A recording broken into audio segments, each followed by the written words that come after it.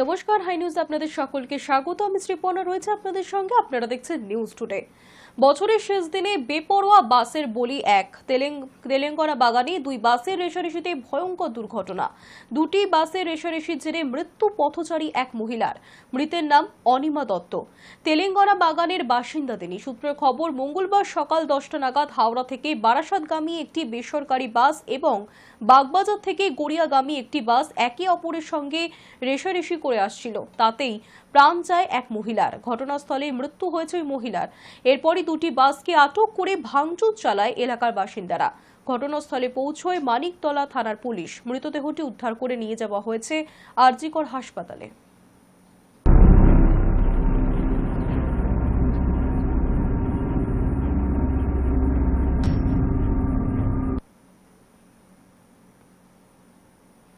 December মাস মানেই আনন্দ হই হুল্লোড় করার মাস। 25শে ডিসেম্বর বড়দিনে কম বেশি সকলেই মেতেছিলেন আনন্দে।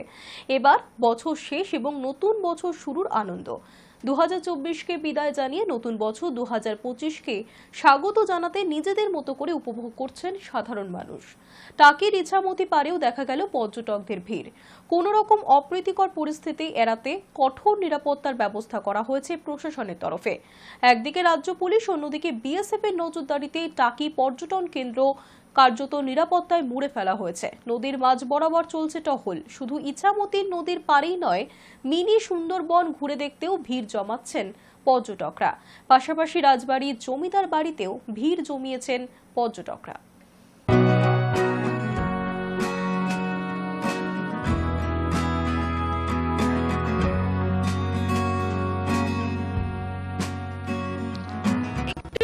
মজা করব, এই সবার সাথে এসছি, সবাই মিলে হইচই করব, এইভাবেই বছরটাকে শেষ করতে, বছরে এইভাবেই শেষ করব বলেই আজকের দিনে আসা।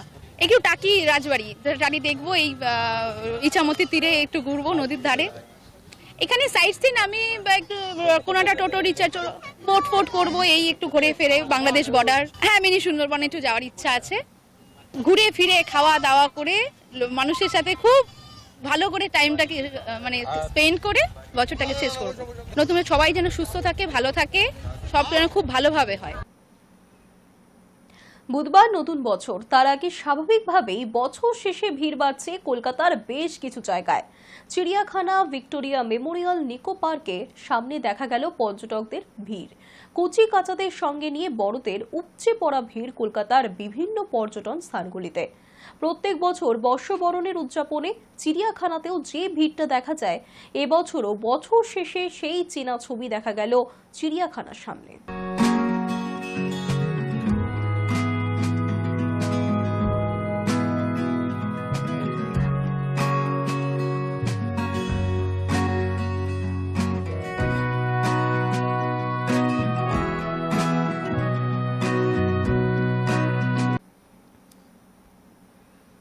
বাঙালির প্রিয় ডেস্টিনেশন দীপুদা, অর্থাৎ দীঘা, পুরী এবং দার্জিলিং।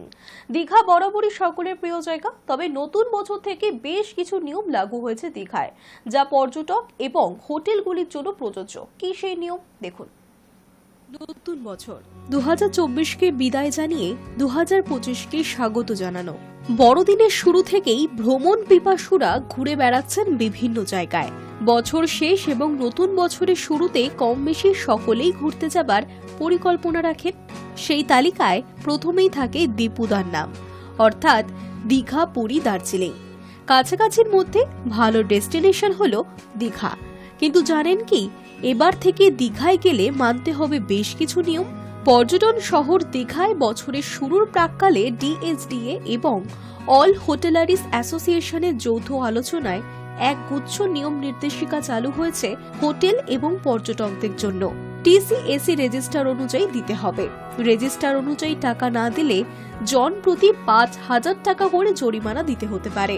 হোটেলের যে কোনো বর্জ্য পদার্থ রাস্তা, নালা অথবা নর্দমায় ফেলা হলে দিতে হতে পারে 10,000 টাকার জরিমানা। নেওয়া হতে পারে আইনি পদক্ষেপ। ডিএসডিএর থেকে 2টি করে ডাস্টবিন দেওয়া হবে। একটিতে তরল বর্জ্য এবং অপরটিতে কঠিন বর্জ্য ফেলতে হবে। ডিএসডিএর বর্জ্য গাড়িতেই তা ফেলতে হবে। যদি গাড়ি না আসে তাহলে আপনি অভিযোগও জানাতে পারবেন। 75012 9500 নম্বরে হোয়াটসঅ্যাপের মাধ্যমে অভিযোগ জানানো যাবে। Hi news Network. জমি না দেওয়ায় শাসক দলকে তো বিরোধী দলনেতা শুভেন্দু অধিকারীর। জমি দিচ্ছে না রাজ্য সরকার, জঙ্গিদের করিডোর বলে আক্রমণ শুভেন্দুর। সাম্প্রতিক সময়ে রাজ্য থেকে একের পর এক সন্দেহভাজন জঙ্গি এবং অনুপ্রবেশকারীকে গ্রেফতার করেছে ভিন্ন রাজ্যের পুলিশ। এই প্রেক্ষিতে আন্তর্জাতিক সীমান্তে বেড়া দেওয়ার জন্য জমি অধিগ্রহণে রাজ্যের অসহযোগিতা এবং অনুপ্রবেশের প্রশ্নে রাজ্য ও মুখ্যমন্ত্রী মমতা বন্দ্যোপাধ্যায়ের ভূমিকা নিয়ে আবার সরব হলেন বিরোধী দলনেতা শুভেন্দু অধিকারী। তার অভিযোগ, গোটা দেশে জঙ্গি সরবরাহের করিডোর হিসেবে রাজ্যকে ব্যবহার করা হচ্ছে এবং তার এজেন্সি নিয়েছে রাজ্য সরকার। তৃণমূল কংগ্রেস যদিও পাল্টা শুভেন্দুর বিরুদ্ধে এই বিষয়ে বিভ্রান্ত ছড়ানোর অভিযোগ তুলে বলেছেন, জাতীয় নিরাপত্তা সংক্রান্ত বিষয়ে কেন্দ্রীয় সরকার চাইলেই রাজ্য সরকারের সঙ্গে কথা বলে সমস্যা মেটাতে পারে। বিধাননগরে বিজেপি রাজ্য দফতরে সোমবার রাজ্যের বিরুদ্ধে অসহযোগিতার নানা অভিযোগ তুলেছেন বিরোধী দলনেতা। বিএসএফকে সীমান্তে কাঁটা তারের বেড়া দেওয়ার জন্য রাজ্য জমি দিচ্ছে না বলে একাধিকবার সরব হয়েছে বিজেপি। তাতেই শান দিয়ে এই দিন বিরোধী দলনেতা শুভেন্দুর বক্তব্য, আইন অনুযায়ী ভারত সরকার সরাসরি কোনো জমি অধিগ্রহণ করতে পারে না, তা জেলা শাসকের মাধ্যমে করতে হয়। এখানকার শাসকদের পক্ষে মুখ্যমন্ত্রীর নির্দেশ বা ইশারার বাইরে জমি অধিগ্রহণ সম্ভব নয়। আর যে মুখ্যমন্ত্রী 2021 বিধানসভায় বিএসএফ এর বিরুদ্ধে প্রস্তাব এনেছিলেন, তিনি কাঁটা তার দিতে জমি দেবেন না। এর প্রসঙ্গেই অনুপ্রবেশের প্রশ্নে রাজ্যের ভূমিকায় কাঠগড়ায় তুলেছেন বিরোধী দলনেতা শুভেন্দু। তার দাবি, গোটা দেশে জঙ্গি, জেহাদি, মৌলবাদী, রোহিঙ্গা সরবরাহের করিডোর পশ্চিমবঙ্গ, আর সরবরাহের এজেন্সিটা নিয়েছে রাজ্য সরকার। মুখ্যমন্ত্রীর লোকজন আধার কার্ড বানিয়ে দিচ্ছেন, বাসস্থানের শংসাপত্র দিচ্ছেন। এই সূত্রেই বাংলাদেশি জঙ্গি সংগঠনের সদস্য অভিযোগে ধৃত মোহাম্মদ সাদ রাডি যে রাজ্যের ভোটার তালিকায়ও নাম তুলে ফেলেছিলেন বলে গোয়েন্দা সূত্রে দাবি করা হয়েছে। সে কথা স্মরণ করিয়ে দিয়ে শুভেন্দু দাবি করেছেন, সে তৃণমূলকে 2বার ভোটও দিয়েছে।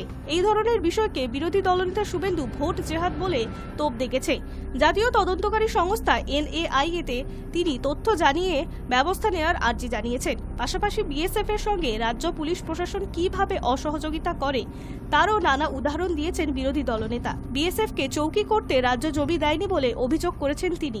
তার আরও অভিযোগ, বিএসএফ এর সঙ্গে পুলিশ কোনো যৌথ অভিযানে যায় না, কারণ মুখ্যমন্ত্রী মালদাহ, মুর্শিদাবাদে একাধিক সভায় বলেছেন, আমাকে না জিজ্ঞাসা করে বিএসএফ এর সঙ্গে কোনো পুলিশ যাবে না।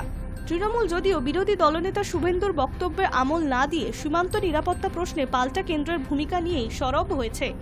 দলের রাজ্য সাধারণ সম্পাদক কুণাল ঘোষের বক্তব্য, বিএসএফ স্বরাষ্ট্র মন্ত্রকের অধীনে, কোথাও সমস্যা হলে স্বরাষ্ট্র মন্ত্রক কথা বলবে রাজ্য সরকারের সঙ্গে। তার মধ্যে শুভেন্দু কেন রাজনৈতিক বিভ্রান্ত ছড়াচ্ছেন? যখন বিএসএফ এর এলাকা 15 থেকে বাড়িয়ে 50 কিলোমিটার করা হলো, তখন মনে পড়েনি সমস্যার কথা? মূল সীমান্তে যে সমস্যা আছে সেটা তো তখন আলোচনা করা হয়নি। বদল ঘটেছে স্টার থিয়েটারের নামে। স্টার থিয়েটার নামে বদল হয়েছে বিনোদিনী থিয়েটার, আর তারপরে মুখ্যমন্ত্রীকে শুভেচ্ছা জানালেন দেব। স্টার থিয়েটারের নাম বদলে বিনোদিনী থিয়েটার হওয়ায় আগেই মুখ্যমন্ত্রী মমতা বন্দ্যোপাধ্যায়কে ধন্যবাদ জানিয়েছেন টলি অভিনেত্রী এবং সুপারস্টার দেবের কাছের মানুষ রুক্মিণী মৈত্র।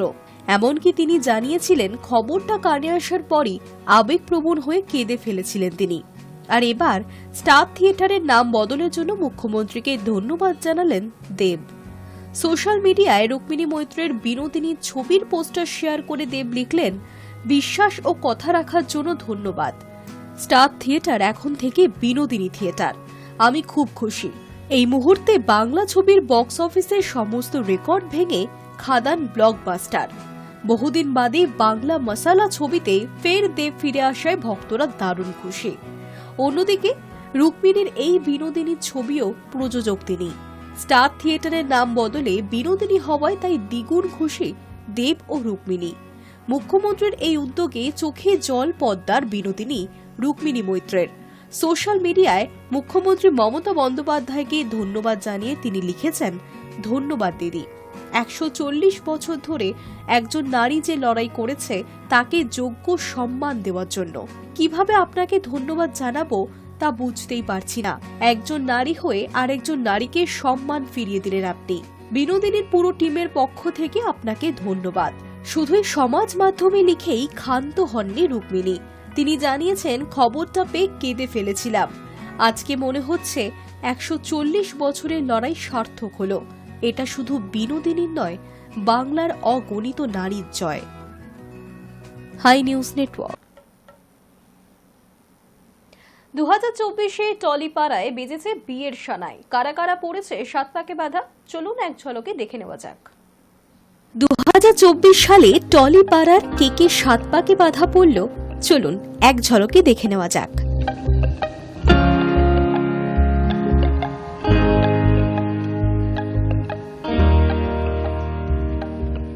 কাঞ্চন মল্লিক ও শ্রীময়ী চট্টরাজ প্রেম দিবস অর্থাৎ ভ্যালেন্টাইন্স ডে দিনকে কাগজে কলমে বিয়ে সেরেছিলেন টলি অভিনেত্রী শ্রীময়ী চট্টরাজ এবং অভিনেতা তথা তৃণমূল বিধায়ক কাঞ্চন মল্লিক। কথা ছিল চলতি বছরেই বিয়ে সারবেন তারা। সেই মতো 2024 সালের মার্চ মাসে সামাজিকভাবে বিয়ে করেছেন। রাতুল মুখোপাধ্যায় ও রূপাঞ্জনা মিত্র। বয়সের পার্থক্য নিয়ে বেশ কটাক্ষের মুখে পড়তে হয়েছিল এই দম্পতিকে। তবে ভালোবাসা যে বয়স দেখে হয় না তা প্রমাণ করল অভিনেত্রী রূপাঞ্জনা মিত্র এবং পরিচালক রাতুল মুখোপাধ্যায়। সব কটাক্ষকে দূরে সরিয়ে 6 বছরের সম্পর্কে পরিণতি দিলেন এই দম্পতি। চলতি বছর 19 এপ্রিল সামাজিক রীতি মেনে বিয়ে করেছেন তারা।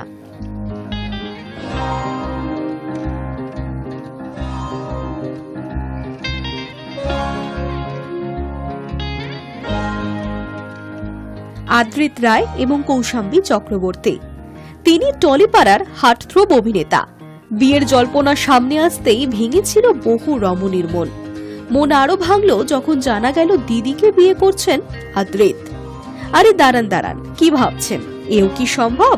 হ্যাঁ সম্ভব, তবে রিয়েলের নয়, রিলের। মিঠাই সিরিয়ালের পদ্মার দিদি বাস্তবের ভালোবাসার মানুষ অভিনেতা আদ্রিত রায়। তিনি আর কেউ নন অভিনেত্রী কৌশাম্বী চক্রবর্তী। সিরিয়ালের সময় থেকেই প্রেমের গুঞ্জন শোনা যাচ্ছিল দুজনের মধ্যে। সেই গুঞ্জনে শিলমোহর দিয়ে 9ই মে তারা 4 হাত এক করে নেন।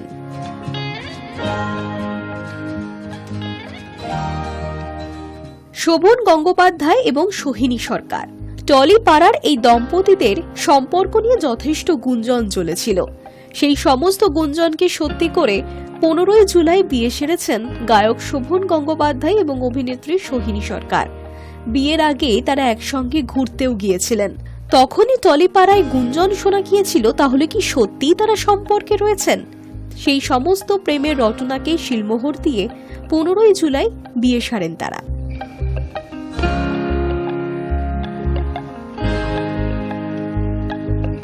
রূপসা চট্টোপাধ্যায় ও সায়নদীপ সরকার। দেবী পক্ষে বিয়ে সেরেছেন টলি অভিনেত্রী রূপসা চট্টোপাধ্যায় এবং সায়নদীপ সরকার। 3রা অক্টোবর ঠাকুরপুকুরের একটি ব্যাংকোয়েট হলে বসেছিল রূপসা সায়নদীপের বিয়ের আসর। বিয়ে শেষে বলিউড স্টাইলে ঠোঁটে ঠোঁট রেখে খেয়েছিলেন চুমু। বিয়ের 1.5 মাসের মাথায় নতুন অতিথির আগমনের বার্তাও দিয়েছেন অভিনেত্রী। Hi news Network. News today এখনকার মতো এই পর্যন্তই। দেখতে থাকুন হাই নিউজ, নির্ভীক নিরপেক্ষ।